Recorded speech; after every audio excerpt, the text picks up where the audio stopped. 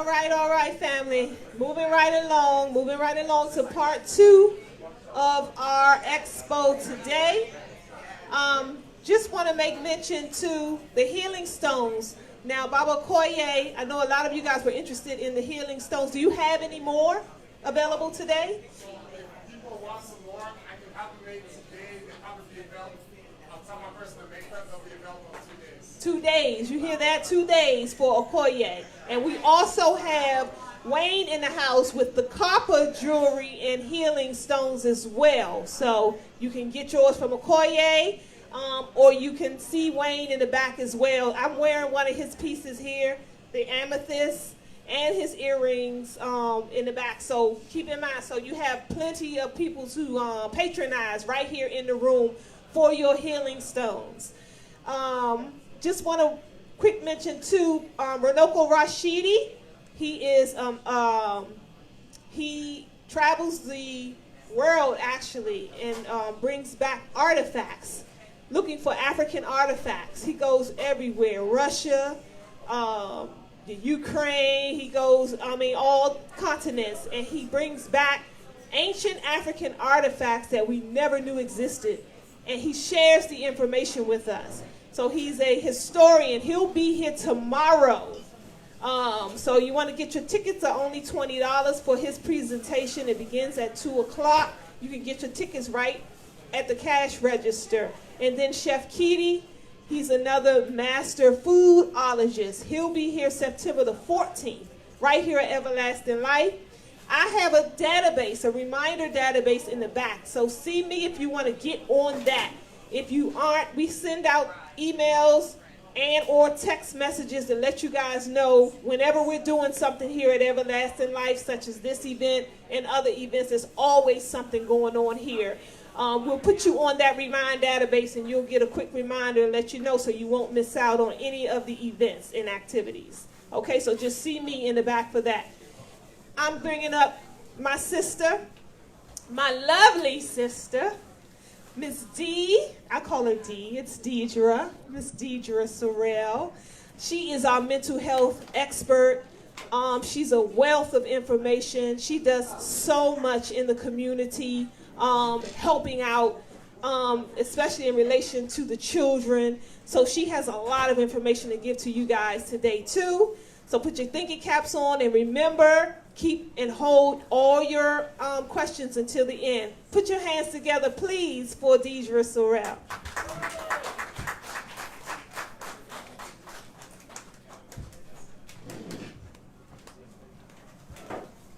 Good afternoon. Can you hear me? Yes. All right. Thank you so much, Alkamar, for that wonderful introduction. Thank you, Dr. Baruch, for having me here this afternoon. I am so pleased and so excited to be here to talk to you all about mental health, which is something that I'm so passionate about, something that I've been doing for years. I've been in the field for 20 years, okay? And it's just something that I love doing, right? And it's great to have people of diverse backgrounds in the mental health field. What do you think about that? Everyone can hear me? Okay. Okay. And the first presentation was wonderful. We learned so much. In fact, the breathing exercise is something that I would like to use in my own work. My son over there, Randall, he was doing the breathing exercise, so that let me know that that's something that children would be able to do and gain from. So just to tell you all a little bit about myself, my name is Dr. Dee Sorrell, and I have a private practice in Waldorf, Maryland, and I do private practice work on a part-time basis. It used to be full-time, but it's part-time now because God saw it fit for me to go back into the school system.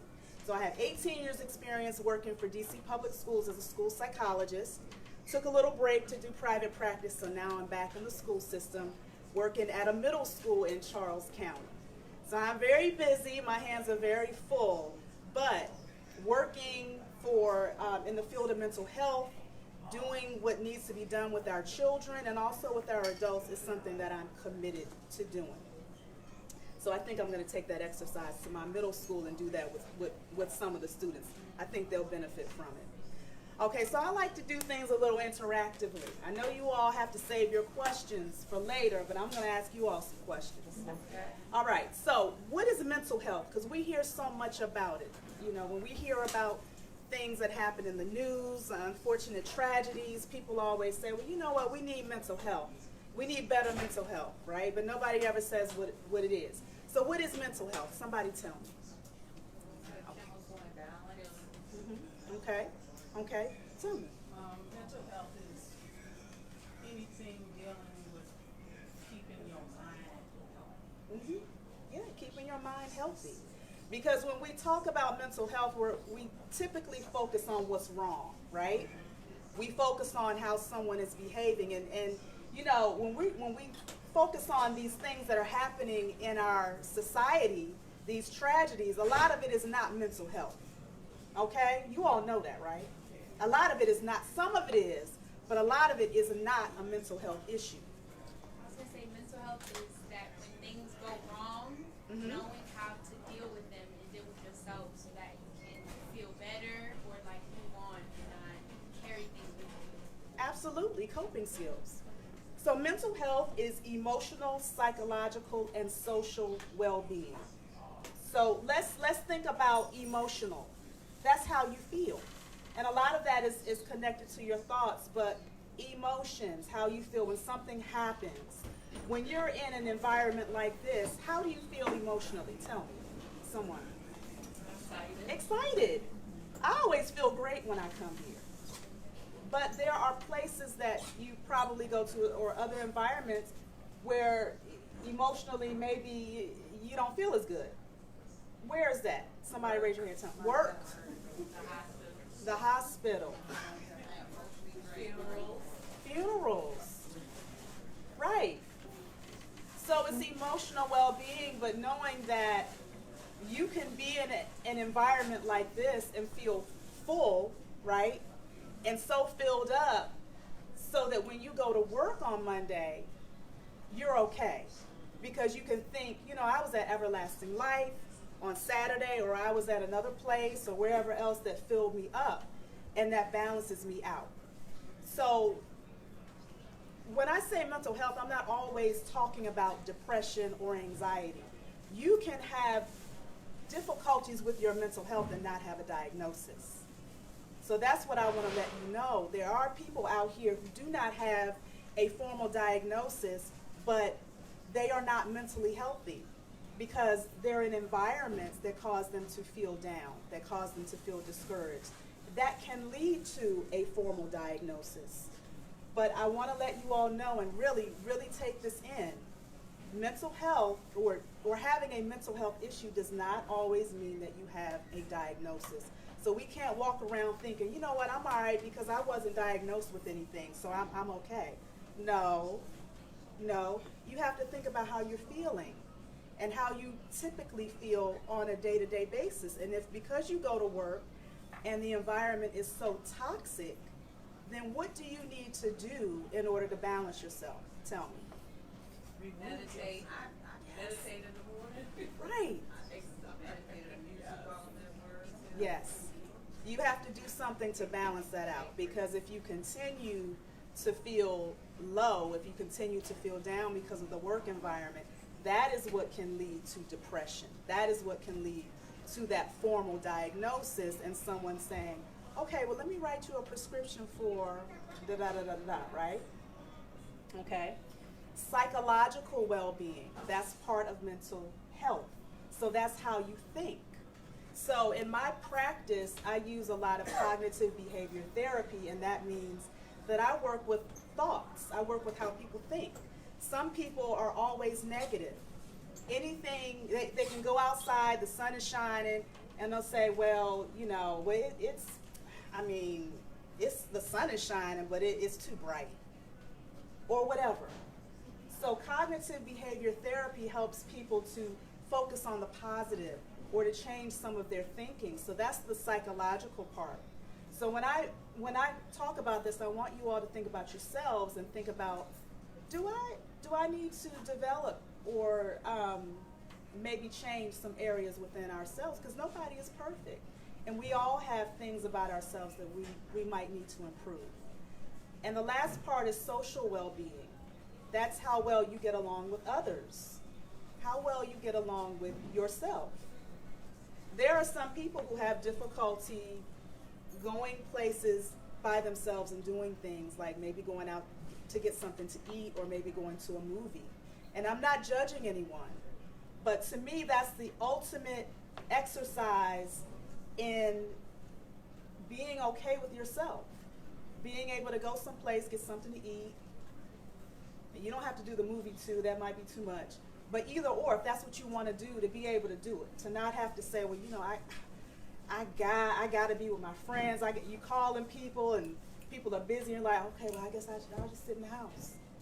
It's good to be able to do those things with yourself, to have that relationship with yourself, because then you know yourself and you know your worth. So if you're around friends or people who don't value you, you'd be like, well, I don't need to be with you. I can go see Black Panther by myself, right? I can go get my own food. I don't need you to come with me, bringing me down. Okay? All right, so mental health is how we handle stress. Mental health is how we handle stress. So we are mentally healthy when we handle stress in a positive way. And I'm not saying that we're human. We don't have situations that cause us to, you know, feel upset or angry. But can you calm yourself down at the end of the day and say, you know what, I know I felt like, you know, really bombing that person out or saying something, you know, that I would regret to them, but can I bring myself back down? Can I balance myself out? So it's how you handle stress, how you relate to others, right? Can you compliment people? If you see, ladies, if you see another lady and she has on a nice outfit, can you say, well, you know, you look nice today? Or are you like, who she think? Who she think she is? Right? or gentlemen, like, what? You know, who we think he is, right? Can you compliment that person? Can you think positive thoughts about that person? And then how we make choices.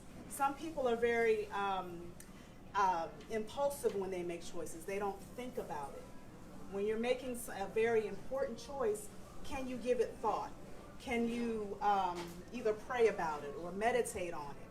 So all of those things are part of mental health, and those are things to think about as we move forward with our discussion. All right, so let's talk about mental illness. 1 in 5 children and adults have a diagnosed mental illness. Can anyone think of what the most common mental illness is in adults? Right, depression. Anxiety and depression. And anxiety and depression often go hand in hand. So in my practice, I typically work with people who have so much stress that they have anxiety. So if you're constantly stressed out, constantly, your body stays in that state, that arousal state, and that can turn into anxiety when you have that stress. It's always, oh my gosh, all the time. That can turn into anxiety. And you know, I heard something profound, and this was not a mental health person that said, I can't remember their name, but they said that anxiety is always looking forward, always looking ahead. Depression is always looking in the past, looking behind. So it's important to be in the present, in the moment. And when I do work with individuals in my practice and also in the schools, one really important thing that I do is that grounding technique. And the grounding technique helps people with anxiety just to be in the present. And it's a 5, 4, 3, 2, 1 rule. The 5 is identify 5 things that you see. So the person will sit there and they will identify 5 things that they see. And they'll say, I see the light, I see the wall, I see the television, I see chairs, I see the fan. Okay, what are 4 things that you hear? So they'll identify 4 things that they hear. what are 3 things that you can smell? What are 2 things that you can feel? What is 1 thing that you can taste? And it sounds a little odd, but that's something that gets people in the moment.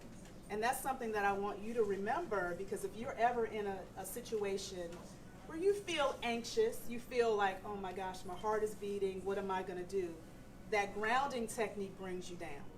And I want you all to also research that, because grounding techniques, if you research it on YouTube or just you just Google it, you'll learn more about it. But it's very, very effective. So with adults, it's anxiety and depression. And with children, what is the most diagnosed mental health issue? What do you think it would be? ADHD. And I want to focus on the kids. I don't want to leave adults out, but I want to focus on the kids. ADHD is it's over-diagnosed. And then autism is also another one that's becoming identified. And I think there are more cases of autism, but it's also over-identified, in my opinion, as well. But with ADHD, there was a big just explosion in the 90s. Do you all agree? Everybody, especially every black child, every black male had ADHD. And I'm going to tell you all a little secret. I'm going to tell you all why. So in the DSM, and that's the sort of the Bible that psychologists and psychiatrists use for making diagnoses. Have you all heard of this book? Thick book, right? This thick. And they have criteria for ADHD, criteria for how you diagnose ADHD. And you will never guess what one of the criteria is. It's drumming on the desk.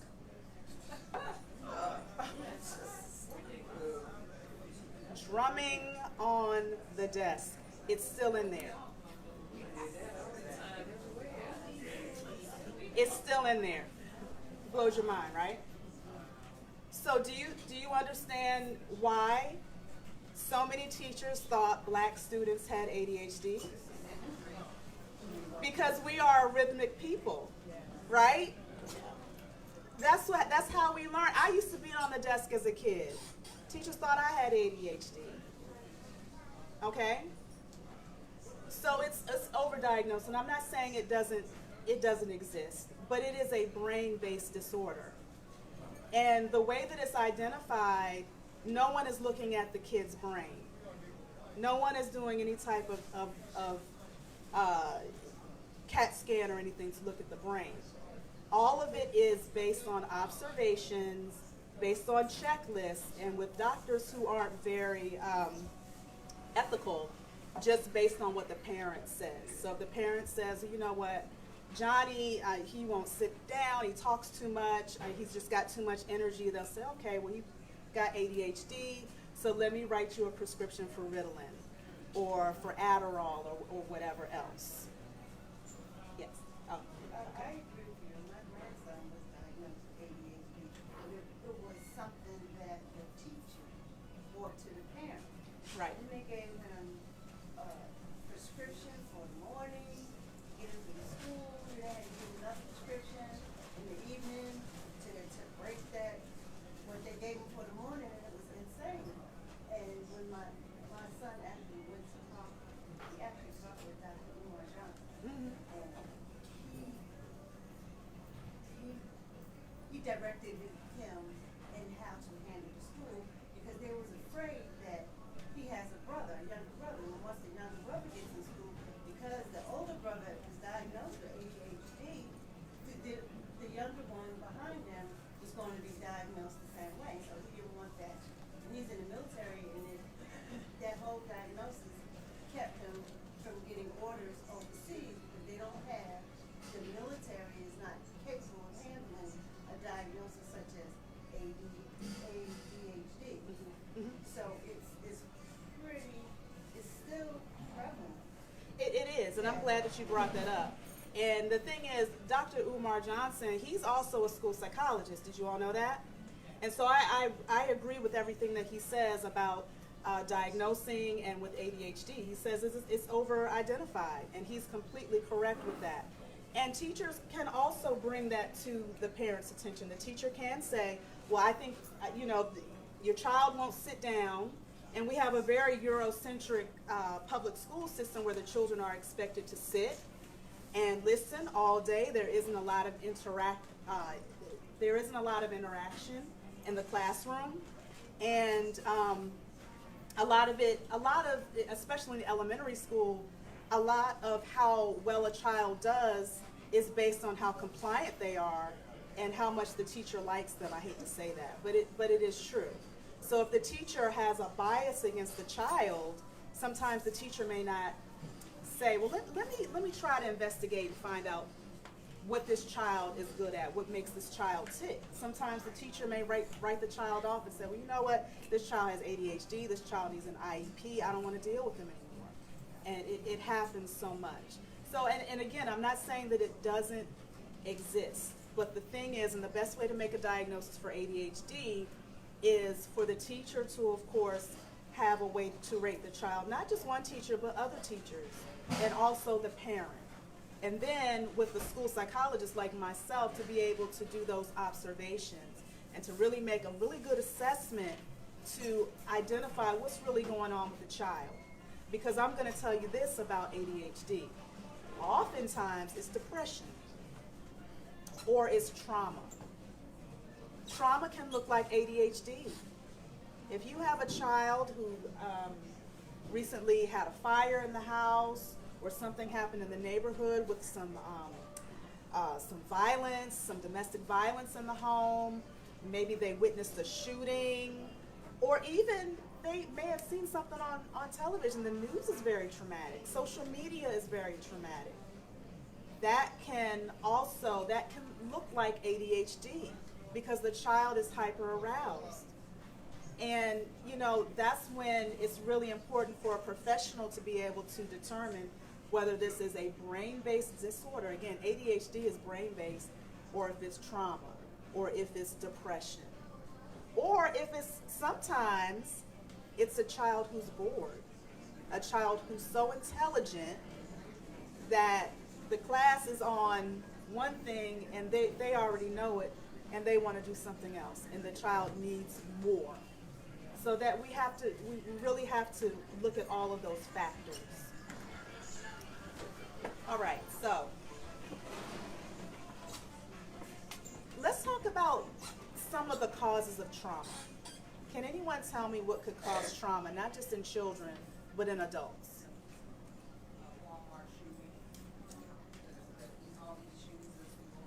Right, and not even being there, but hearing about it. Right? Because many of us shop at Walmart. So even if there was a shooting at a Walmart in Texas, we could think, well, I don't know if I want to go to the Walmart in Clinton. And you think to yourself, now wait a minute, I want to go to Walmart. Okay. Which one should I go to? Which one am I least likely to get shot at? That's traumatic thinking. So we're in a society where there's so much trauma. And if you get desensitized, that's terrible, but how do you cope with it? If you're hyper aroused, then you don't want to leave the house because then you're feeling like you have anxiety. So this is what I want to talk to you about. I'm running out of time, but what can we do about all this? First of all, we can't act like there isn't a problem, right? Many of us are dealing with things, we're dealing with trauma, we're dealing with thoughts and feelings, and we're like, you know what, I'm all right. I don't need anything, I don't need anybody. It's very important to talk about what's going on. And I just want to show you all this, and I should have put this on a PowerPoint, right? Is anybody familiar with this? Okay. All right, so this right here, I just want to talk to you all quickly about the spiritual impact of having some mental imbalances going on. And this has nothing to do with who you pray to, what church you go to. This is just the spirit, right? Outside of your body. So this right here, these are vibrational levels. And this is what was talked about earlier. So the top is enlightenment, and most people are not at enlightenment. The bottom is shame, okay?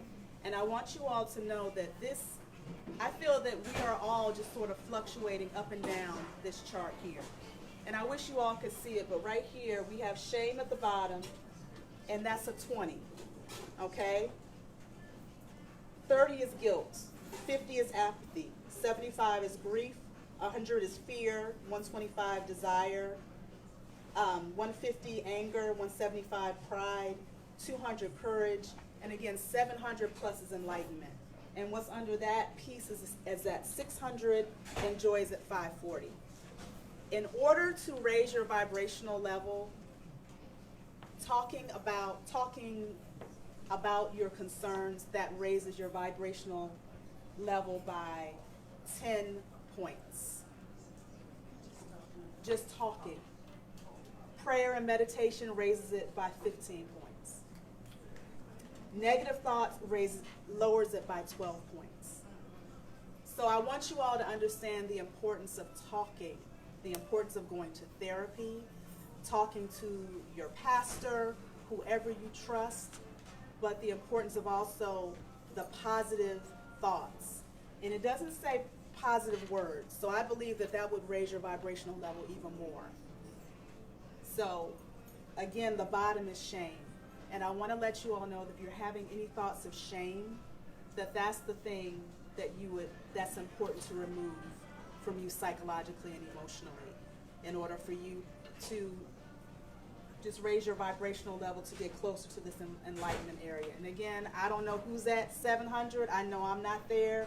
I fluctuate up and down, but my goal is to continue to stay in that higher level, because when you're in the lower level, you continue to attract more and more negative things. Okay? So I think I'm out of time. So thank you all so much for listening. And I have some books for sale over here at my table, and these are like self-help books for children. They go over different issues such as suicide prevention, grief and loss, and how to talk to children about racism. Thank you. All right. Thank you, Dee. Thank you so much. All right. Did you guys learn anything? Part 2. All right. So we're going to do the same thing as we did with part 1. I just want to share. Well, I'll share this when we come back. So we're going to take 5 minutes, only 5 minutes, and we're going to muzzle around. Again, keep in mind the vendors are here. That's our main attraction, is the vendors every month. We do this every first Saturday, mainly for the vendors to come out and get support from the community, from you guys. So definitely take advantage of the vendors that are in the room and what they have to share. And we'll be right back in 5 minutes with Dr. Baruch. All right, thanks. I'm going to stop it, and I'll come back in 5 minutes.